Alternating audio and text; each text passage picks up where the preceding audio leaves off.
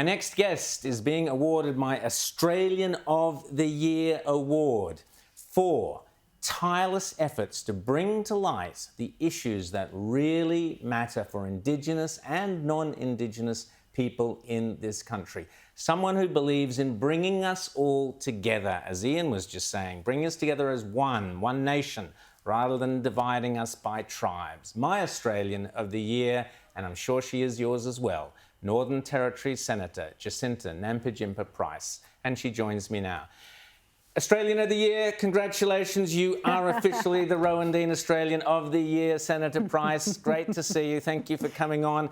The gong is here. It's terrific. It's actually shaped a little bit like a bottle of Chardonnay and looks quite like it as well. But, you know, I doubt it'll sit on the mantelpiece for too long. Jacinta, how are you, first of all? As usual, there's been a lot of really nasty stuff. Paul Bongiorno attacking you on Twitter. We've got websites set up to attack you personally. What happened to the left's tolerance of different viewpoints?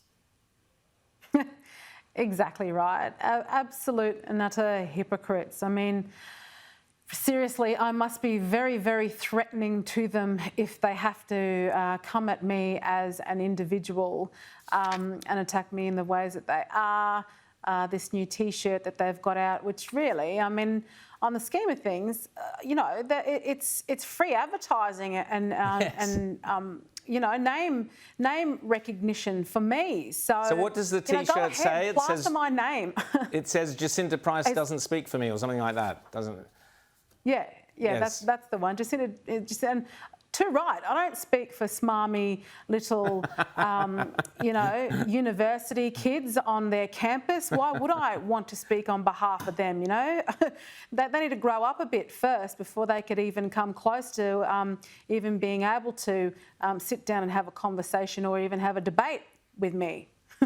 Now, Jacinta, I was saying, is all of this, The Voice, a kind of distraction in a way that Labor is cunningly using as they kind of go about doing this dismantling of our economy, bringing in Soviet, quoting the boss of Santos here, Soviet-era style nationalisation of our energy resources. We are one of the wealthiest energy nations on earth, and yet we're getting poorer and poorer, energy poorer and poorer.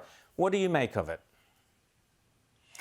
Oh, it's absolutely ridiculous. What we had to sit through today, where we pulled from all corners of the country to sit for 3.5 hours for this ridiculous government to ram through a piece of legislation that is not going to decrease electricity bills for everyday Australians. It's going to make circumstances worse, and not only that, but it's going to scare away investment in Australia, and this is absolutely not what we need right now in our country.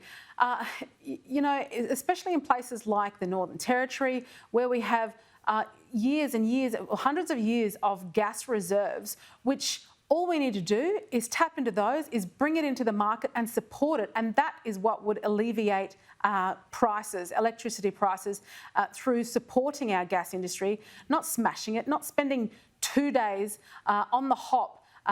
2 days they consulted the industry on this particular piece of legislation, and then 3.5 hours where we weren't even allowed to debate the issue. It's utterly ridiculous, and this government is going to have to wear the consequences of the decisions that they're making, that they're being led by the Greens, they're being led by the unions. They can't even think for themselves, and Australians are going to suffer as a result of this.